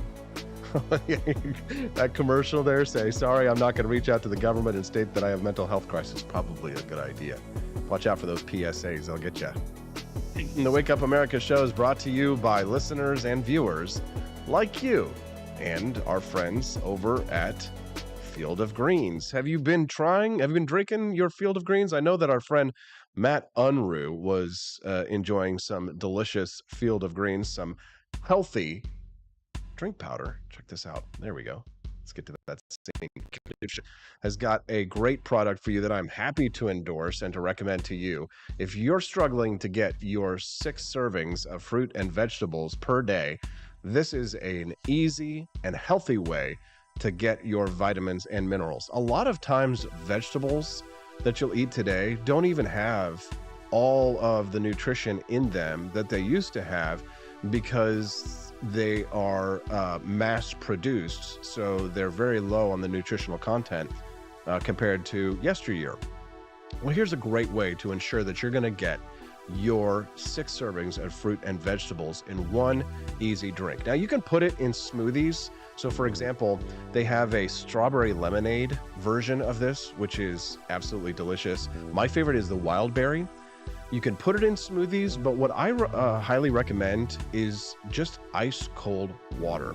And when you open it up, I'll tell you what, when you get your first can, you're going to open up and smell and be like, oh boy, that smells healthy. Well, it is healthy, but it doesn't taste like how it smells. It tastes fantastic. And here's how you do it. Mix it up in the water. They're going to send you a little tub, a little, what do you call it? A shaker, tumbler. Shake it up as hard as you can with some ice in there. So it's shaken up nice and it'll be a little bit granulated. You shake it up, and then once everything has mixed up in the drink, you'll know it's perfect, and it'll taste great and give you only 10 calories. Now, the nice thing about this too, with Field of Greens, is that there is a money-back guarantee as well. Your first order, you're going to get a 15% discount if you use my code AP for Liberty. But if you go to the doctor after a few months of drinking Field of Greens, and they don't say, hey, whatever you're doing, keep it up, you're definitely feeling better, then all you got to do is contact them and they will give you your money back. Just go to fieldofgreens.com and enter in code AP for Liberty at the checkout. You can try one can.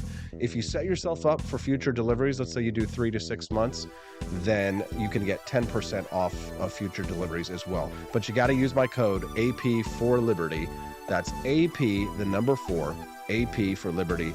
Head over there and check out Field of Greens, our friends over at Brick House Nutrition. Boy, you guys, it's amazing how fast these shows go by sometimes. And then we've only got, 2 more shows before I go to Japan? I know. What do you mean, hooray? What do you mean? What are you guys cheering for? Oh, you're going to be glad. I know what it is. It's just, you just can't wait until my brother, Justin Peterson, takes over the show. Is that what it is? Probably. Yeah, Justin's going to be great. He'll be taking over for me next week. So make sure you be nice to him because, this is his first time doing something like this, so it might be a little bit challenging for him. Hope that you guys will be nice to him and enjoy the show when my brother Justin Peterson is taking over the shop. Okay, let's talk about the next topic. 12 characteristics of an elegant and sophisticated man. Most of the times when people think like elegant and sophisticated, they it's like a knight in shining armor, right? Or like a man who's like dining in 5-star restaurants, right? But being elegant and sophisticated is more about a man's personal behavior than it has to do with wearing expensive colognes or just, expensive clothing or things like that, well-tailored suits, right? Being elegant or sophisticated as a man has a lot more to do with a personal energy that you exude, right? So if you're the type of person who really wants to be the top of your game in terms of energy or appearance or just your aura, right, your overall behavior, then here are a list of 12 things that you can do to up your game. The first thing is one that you're going to hear pretty often from most people, which is being confident, right? People will always tell you to be confident. Being confident, right, is the key to success. But what does that really mean to be confident, right? So true confidence actually doesn't mean that like it's all about being perfect. True confidence means embracing yourself with your flaws as well, right? If you know that you have flaws, then you're self-aware and you're embracing them and you can confront your doubts and your insecurities head on, right? It's not just about looking good or having a charming smile, right? It's really about exuding positivity and radiating good vibes to those around you. That's what it means to be confident. So classy men in particular have a refined sense of elegance and sophistication that comes from a deep understanding of their own self-worth and their abilities. They also don't rely on external validation to feel good about themselves. Can I get an applause? Oh, thank you. Please clap. It's important to remember that true confidence is not about bragging or complaining because that's not classy at all. So the next time you hear confidence is key, remember, it's not just a classy phrase or catchy phrase. It's about a way of life. So embracing yourself, flaws and all, that is confidence, right? We'll have a gay old time. Number 2, he is well-mannered, well-educated, well-read, and is an effective communicator.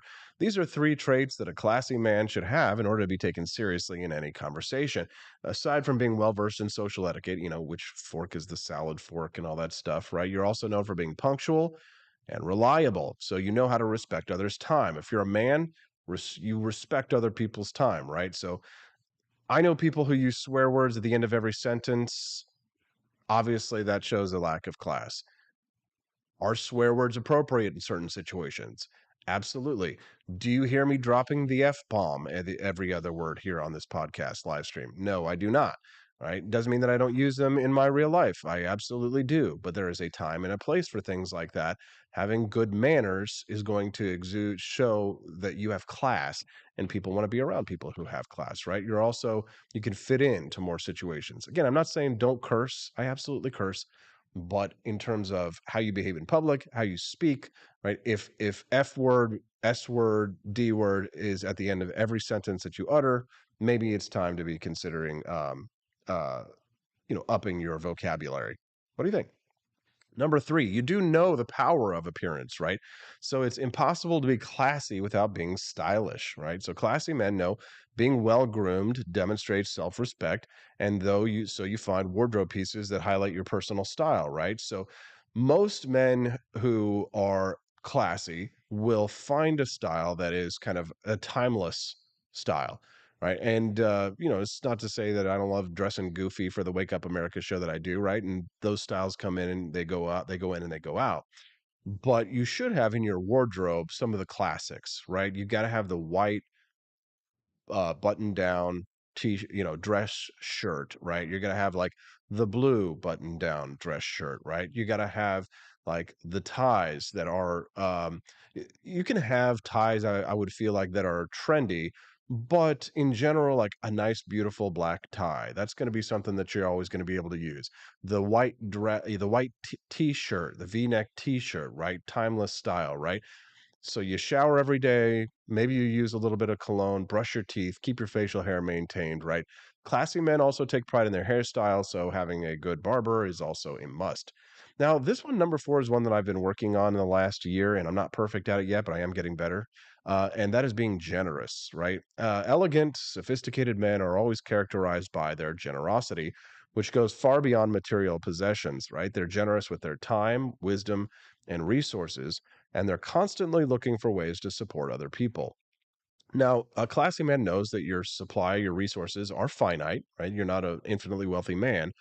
So, what you can do is try and help other people succeed. And that is something that I have done in my career, in my life, is that I have worked to try and help other people to succeed. I've actually helped people be way more successful than I am myself. So being generous with helping people to succeed, you don't have to give them free things. Being generous doesn't have to mean being gifts or money or things like that.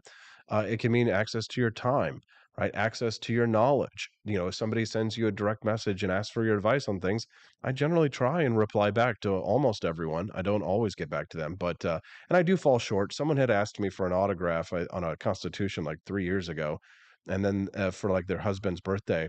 And then they reached back out to me, what was it, like 6 weeks ago, Stephanie? Steffi, they reached out and were like, "Hey, let's do it." And then, I realized that I had messed up, so I, made sure that I sent that to them. And, obviously you just do it, right? Because it means a lot to them, right? Being generous, because it doesn't take much for me to do that, right? So it means something to someone else. It means a lot to them. So try and find those opportunities for people where you don't have to do a whole lot necessarily to help them a lot, right? Sometimes little things that you do can mean so much to someone else, and it doesn't necessarily require a big time investment or monetary investment. Sometimes just complimenting people, right? Are you giving people compliments enough, right? It's tough when you're a man because we're not used to getting compliments. Maybe we give compliments, especially to ladies, but in terms of what you want to do for another guy that you're working with, right? It's fine to tell them that they're doing a great job, right? Like give them compliments if it's earned, right?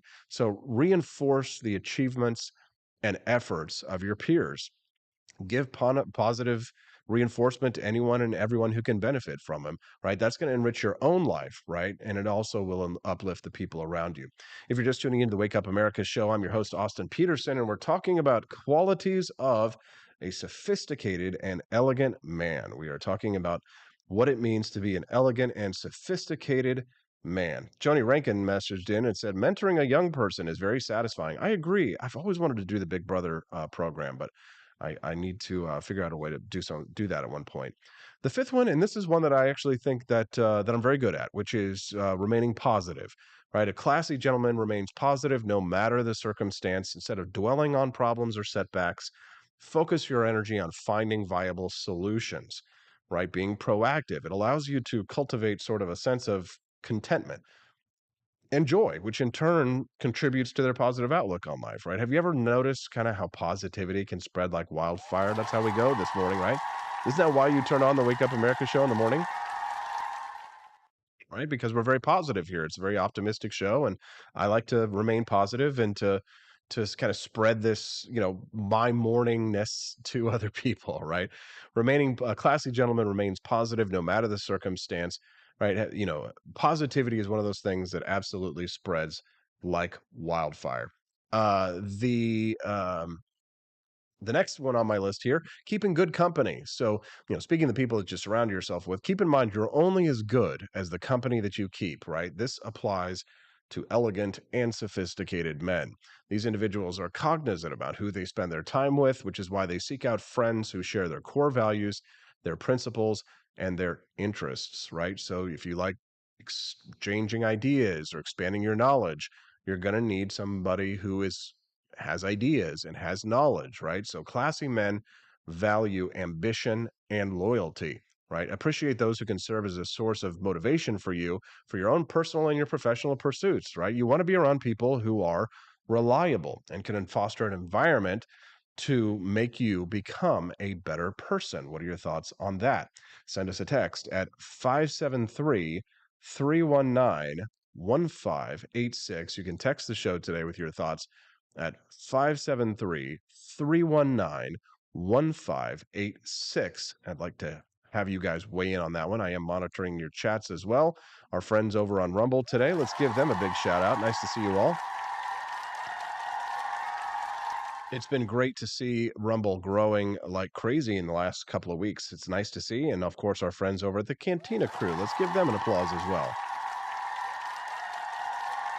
We're talking about the characteristics of an elegant and sophisticated man. Number 7, this is a good one. You guard your relationship, right? Elegant and sophisticated men attract many people, but they only have eyes for their girl. Treat your woman right, gentlemen, right? It's not about hookups, right? You need to support your partner and her aspirations, right? Don't take her for granted, right? Show appreciation for the little things that she does and get rid of, any distractions that you have when you're having real quality time together. I'm bad about that one, perhaps at the end, because I'm always addicted to my phone. But I do feel like I show Stephanie how much I appreciate her, because anytime that she does anything for me, even the smallest thing, I am always there with the thank you and with the gratitude and the gratefulness, because I appreciate her deeply and I only have eyes for her. As a matter of fact, we had some incident the other night. What was this, like 3 or 4 days ago? Where like some ex of mine from like 7 years ago or something, like 6 or 7 years ago, just randomly drunk dialed me and was like wanting me to call her back and all this kind of stuff. And I'm just like, ew, gross. No, like I have no time for that. She's like, call me back. I want to answer this, blah, blah, blah, blah, blah. And I was like, what are you doing? Like, I'm married now. Like, do you know anything about me or what I'm doing right now? Elegance, sophistication, flick that wrist. Look at the flick of the wrist. Look at the flick of the wrist. Like, gone, right? Guard your relationship, gentlemen. Stephanie is reaffirming me right there. He does compliment me a lot, and we basically spend all our free time together, right? A true gentleman also doesn't overly expose their romantic moments on social media, right? You're not seeing us making out on camera or anything like that, right? I prefer it when people have little to no information about some of the more personal aspects of our relationship, right? And I also don't need to hear the opinions of outsiders about my relationship, because that is unnecessary noise in my head. I don't need to hear it. It doesn't matter. It's just us, right? Guard your relationship, gentlemen. Make sure that you do that, right? As an entrepreneur, I see a lot of commonalities, great perspectives to focus on, says Sarah Palacios. Good to see you, Sarah. How are you? Number 8, he gives and commands respect. Now, some people think that respect is earned. Classy men almost always start off every interaction, though, with the utmost of respect. It doesn't matter if you're talking to a stranger, they'll always be good, active listeners. That's right, gentlemen. If you want to be classy and sophisticated, to get respect, you have to give respect. And so it's always wise to start an interaction with the utmost of respect, right? Wait until someone actually, you know, turns the cheek, you know, gives you the slap before you, you know, disrespect them in return. You know, some people say turn the other cheek. You can, you don't have to, but I would say that it's always wise to start any interaction that you have, especially with a new person, respectfully, right? But you also know how to put your foot down when things are wrong, right? So if you know how to put your foot down and draw a line in the sand and say, hey, listen, this is how it's going to be, then you will be respected for that. So I don't think that she'll mind that I say this or that she think that I'm talking out of school. But like for example, my mother-in-law and I were having a conversation last week about guns, and I was showing her my AK-47, and she was like, you know, oh, I'm really nervous about all these guns that are all over the house. And we had this conversation, and she's kind of like talking about like, yeah, like I don't think that you should have these guns or like this or that or something like that. It wasn't exactly. I'm paraphrasing what she said and stuff like that. She's a lovely lady, and I love her very much. But at the end of the day, I had to say, I was like, listen, I asked her this question. I said, listen, if the robber breaks into the house, whose responsibility is it to go and to fight the robber? You know, if somebody comes to the house with the intent of harming my wife or our dogs or me, whose job is it to fight the robber? Right? It's my job, right? And if that's true, then what that means is that while I will take security consideration, while I will take security concerns about the rifles in the house under consideration, um, I will ultimately have the veto power and be the one making those security decisions. If I'm the person who is bearing the brunt of that decision-making power, I am the one who will be deciding how many guns and where these guns are in the house. I will listen, absolutely. I will not be, you know, I might have to put my foot down, but I will, of course, take things into consideration respectfully because that's the way it is. But as long as I am the man who has to go downstairs, you know, balls out with the AR-15 to take on the robber, then I'm going to be the one who makes those security decisions. So putting your foot down when you have to, as a man, is important. Yeah, there you go. Number 9, you don't compromise your values, right? A classy man, and oh, and by the way, just to give her credit, but the next day, I think she felt a little bit more comfortable with them, and then she asked to see my gun collection, so I went through and showed her all my beautiful World War II rifles, which she actually held, and I think she definitely was, I think she was definitely was impressed with that. She liked my guns. Number 9, you don't compromise your values. A classy man does the right thing, even if no one's watching. There's no facade, right? You don't feel the need to get any mundane validation. Now, that's not me. I need mundane validation, right?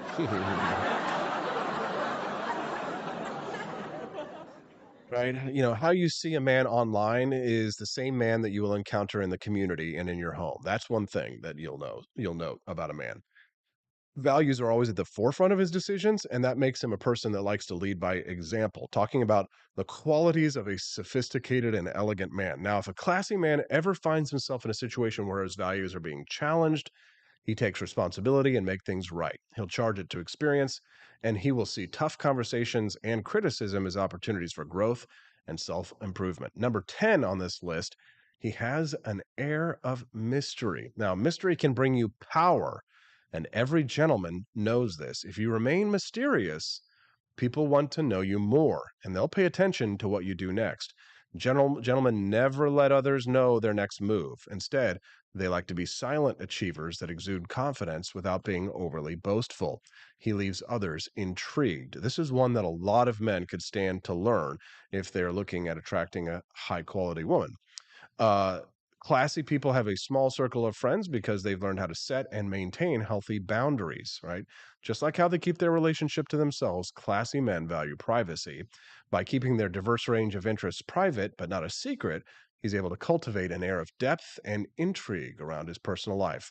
Now, number 11, and probably the one that is the most seems out of whack with this list, you don't need to spend a lot of money, right? Classy men can be elegant and sophisticated without breaking the bank, right? So invest in timeless pieces that can be worn for years, right? So a sense of style does not have to equate to trends.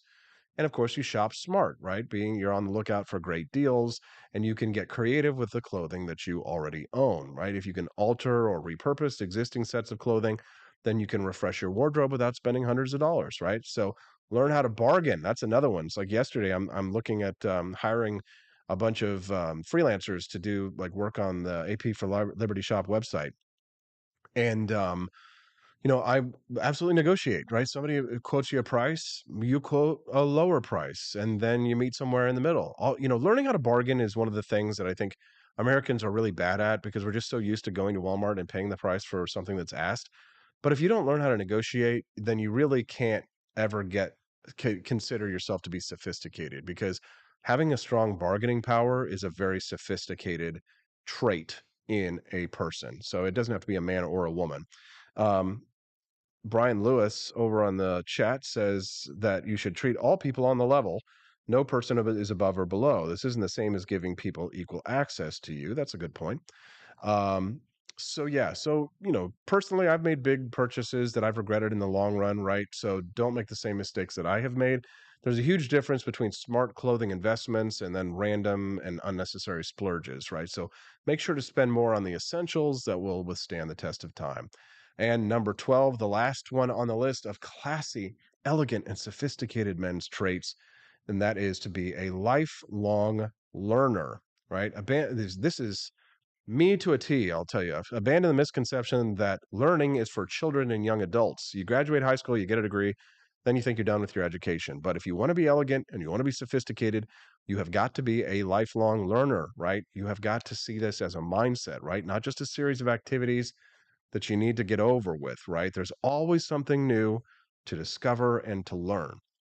So get out there and scratch that itch of curiosity, right? So did you like this this list? What is that? 851. Wait a minute. What do you mean? 8? What's with the music, Austin? Well, I tell you. I did get rid of a lot of commercial breaks today for you. So I was talking a lot more. My throat is like red and raw because I skipped commercials for you. So I've got one last commercial before I let you go. And that is for apforlibertyshop.com. Now, listen, I know that Man, I Miss the 70s might not be up your alley, right? It might not be what you're looking for, but I can tell you that the ladies really like the Don't Tread on Me V-neck. Why don't you visit apforlibertyshop.com? Do you like patriotic merchandise, funny t-shirts? Caucasians tees are selling like hotcakes. You got to get you one over at apforlibertyshop.com. Caleb Vanderfelt's got his Ooh Government t-shirt. And can I ask you one favor too? Actually, two favors. One, visit apforlibertyshop.com. But two, if you've already been to apforlibertyshop.com and you've bought any merchandise, pretty please, will you write a nice review? And if you can take a picture and post it with the review, that would be so awesome. I'm trying to rack up reviews so people can see what an awesome merchandise shop is. It's totally free. Just head over to the website, go to the product page of the item that you bought, and drop your review. I know Chris Morrell's already done that for you, and for that we thank you. Appreciate you very much, Chris Morrell. He was looking for the link to that list. Yes, I'll do that for you too, Chris, because you always hook us up with the comments there. I'm going to go over to the YouTube channel and drop that link for you, brother. Al says his new t-shirts are excellent. Thank you, brother. Glad you like it. Thanks so much. If you haven't already, please write a review over on the product page. It will do me no end to wonders. I would be super grateful for you. There you go. There's the link. Yes. So I'm going to go. It's time for me to go. I see one person now over at apforlibertyshop.com. Can we get two people over at apforlibertyshop.com searching around, browsing around for patriotic merchandise? Head over there to apforlibertyshop.com. Get yourself something nice. Write a product review if you've already bought something. Post a picture, and I'll be super grateful. And I will see you tomorrow. We got 2 more shows to go until Steffi and I head to Japan. So hope you enjoy it. We'll see you tomorrow on the Wake Up America Show at wakeupAmericaShow.com. I'm Donald Trump, and I approve this message. Believe me, Austin Peterson is the best. He's got the greatest Wake Up America show I've ever seen. Whenever I tune in the mornings and watch the live stream, let me tell you, he has got the absolute best content. I love his guests. It's just a total blast to watch, and I highly endorse and recommend the Wake Up America show. It's terrific, believe me. Step right up, ladies and gents, to learn about the coolest president yet. He's not just any old prez, he's Calvin Coolidge, and boy oh boy is he different from the rest. He was quiet as a mouse, but don't you underestimate his power. He knew how to handle money, and he didn't waste an hour. He cut taxes, lowered debt, and balanced the budget with ease. No wonder the roaring 20s brought such prosperity and peace. But don't take my word for it. Grab a copy of Calvin the Coolest President and see for yourself. It's a children's book that'll make you smile and help your little ones learn about wealth. You can find it on Amazon Kindle or get your hands on a paperback at apforlibertyshop.com. So come on down and get yourself a copy of the book that's making waves all around town. You won't regret it, so get ready to be floored because Calvin Coolidge, well, folks, he really scored.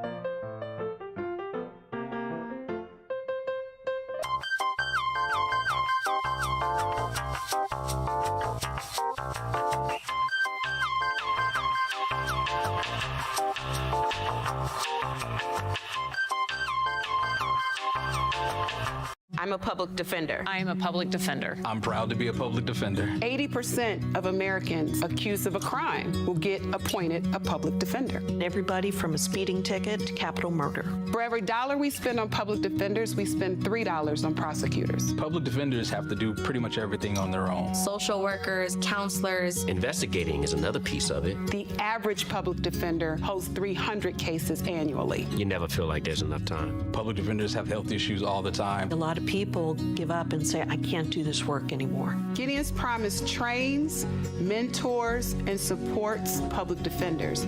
There are a lot of people who say that they would not still be public defenders, but for Gideon's Promise. It's fueled me to continue on in this fight. Gideon's Promise has changed the face of public defense. People see us as troublemakers. Good trouble only. We don't make it easy. It should not be easy to take away someone's liberty.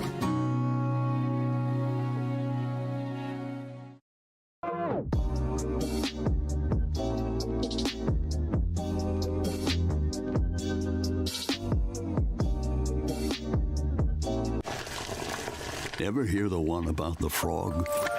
Put a frog in a pot of boiling water and it'll jump right out. Here's my resume again. But put a frog in a pot of cool water and slowly heat it up, and that frog will boil. It's a lie. But as a metaphor for us and all that we go through as veterans, Do you have any real-world experience? it's a story that rings true. We make excuses for how we feel. We push everything down. We tell ourselves the lie that it's easier to stay in that boiling water, to disconnect. And some days, maybe it is.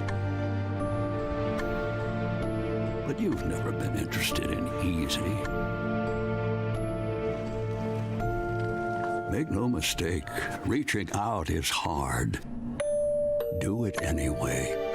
You're not alone. You've got this. You are not a frog. Find resources at va.gov/reach.